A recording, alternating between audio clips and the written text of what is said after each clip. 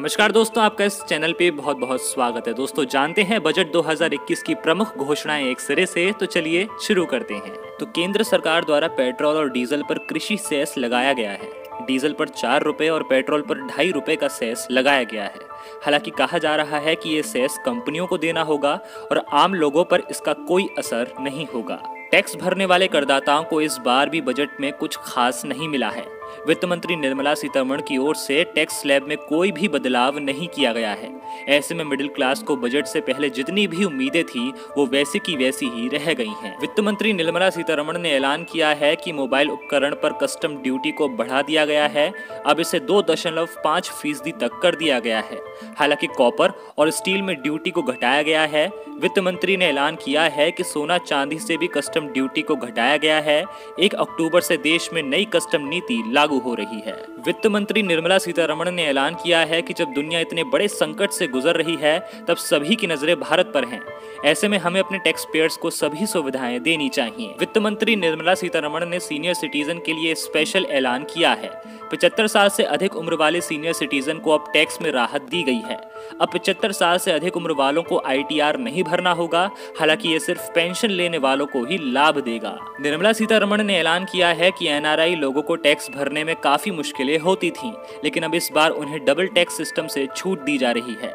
वित्त मंत्री निर्मला सीतारमण ने ऐलान किया है कि स्टार्टअप को जो टैक्स देने में शुरुआती छूट दी गई थी उसे अब 31 मार्च 2022 तक बढ़ा दिया गया है। वित्त मंत्री निर्मला सीतारमण ने अपने बजट भाषण में कहा कि राजकोषीय घाटा 6.8% तक रहने का अनुमान है। इसके लिए सरकार को 80,000 करोड़ रुपए की जरूरत होगी, जो अगले 2 महीनों में बाजार से लिया जाएगा। वित्त मंत्री निर्मला सीतारमण ने ऐलान किया है कि न्यू स्पेस इंडिया लिमिटेड इस बार PSLV CS51 को लॉन्च करेगा। गगनयान मिशन का मानव रहित पहला लॉन्च इसी साल दिसंबर में होगा। वित्त मंत्री निर्मला सीतारमण ने ऐलान किया है कि ईज ऑफ डूइंग बिजनेस के तहत एक ट्रिब्यूनल बनाया जाएगा जो कंपनियों के विवादों का जल्द निपटारा करेगा।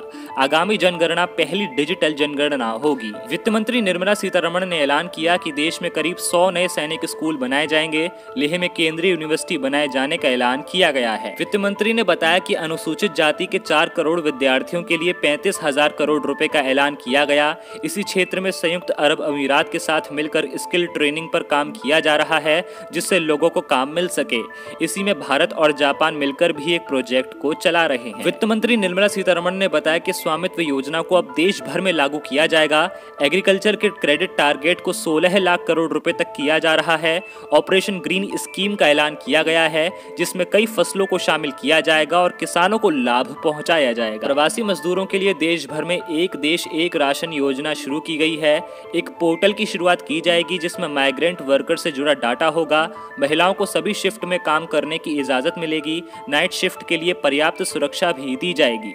MSME सेक्टर के लिए बड़ा ऐलान किया गया है और बजट को बढ़ाया गया है। वित्त मंत्री निर्मला सीतारमण ने बजट भाषण में कहा कि सरकार किसानों की आय दोगुनी करने की ओर काम कर रही है। निर्मला सीतारमण की ओर से कहा गया कि UPA सरकार से करीब 3 गुना राशि मोदी सरकार ने किसानों के खातों में पहुंचाई है।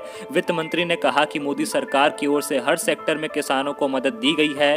दाल, गेहूं, धान समेत अन्य फसलों की MSP बढ़ाई गई है। वित्त मंत्री ने ऐलान किया कि अब इंश्योरेंस सेक्टर में 74% तक FDI हो सकेगी। पहले यहां पर सिर्फ 49% तक ही थी। वित्त मंत्री निर्मला सीतारमण ने ऐलान किया कि उज्ज्वला योजना के तहत 1 करोड़ और लाभार्थियों को जोड़ा जाएगा। अभी तक 8 करोड़ लोगों को यह मदद दी गई है। जम्मू कश्मीर में भी गैस पाइपलाइन योजना की शुरुआत की जाएगी। वित्त मंत्री की ओर से बिजली क्षेत्र के लिए भी ऐलान किया गया। सरकार की ओर से 3 लाख करोड़ रुपए से अधिक लागत की स्कीम लॉन्च की जा रही है, जो देश में बिजली से जुड़े इंफ्रास्ट्रक्चर को मजबूत करने का काम करेगी। सरकार की ओर से हाइड्रोजन प्लांट बनाने का भी ऐलान किया गया है। बिजली क्षेत्र में PPP मॉडल के तहत कई प्रोजेक्ट को पूरा किया जाएगा। वित्त मंत्री ने बताया कि राष्ट्रीय रेल योजना 2030 तैयार हो गई है। कुल 1.10 लाख करोड़ रुपए का बजट रेलवे को दिया गया है। भारतीय रेलवे के अलावा मेट्रो, सिटी बस सेवा को बढ़ाने पर फोकस किया जाएगा। इसके लिए 18,000 करोड़ रुपए की लागत लगाई जाएगी। अब मेट्रो लाइट को लाने पर जोर दिया जा रहा है। कोची, बेंगलोर, चेन्नई, नागपुर, नासिक में मेट्रो प्रोजेक्ट को बढ़ावा देने का ऐलान किया गया है। वित्त मंत्री ने तमिलनाडु में 1.3 लाख करोड़ रुपए का नेशनल हाईवे प्रोजेक्ट और इसी के साथ इकोनॉमिक कॉरिडोर बनाने का ऐलान किया। केरल में भी 65,000 करोड़ रुपए के नेशनल हाईवे बनाए जाएंगे। मुंबई कन्याकुमारी इकोनॉमिक कॉरिडोर का भी ऐलान किया। पश्चिम बंगाल में भी कोलकाता सिलीगुड़ी के लिए नेशनल हाईवे प्रोजेक्ट का ऐलान किया। वित्त मंत्री ने असम में अगले 3 साल में हाईवे और इकोनॉमिक कॉरिडोर का ऐलान किया है। वित्त मंत्री निर्मला सीतारमण की ओर से बजट भाषण में बताया गया कि देश में 7 टेक्सटाइल पार्क बनाए जाएंगे ताकि इस क्षेत्र में भारत एक्सपोर्ट करने वाला देश बने। ये पार्क 3 साल में तैयार किए जाएंगे। वित्त मंत्री की ओर से डेवलपमेंट फाइनेंशियल इंस्टीट्यूट बनाने का ऐलान भी किया गया है।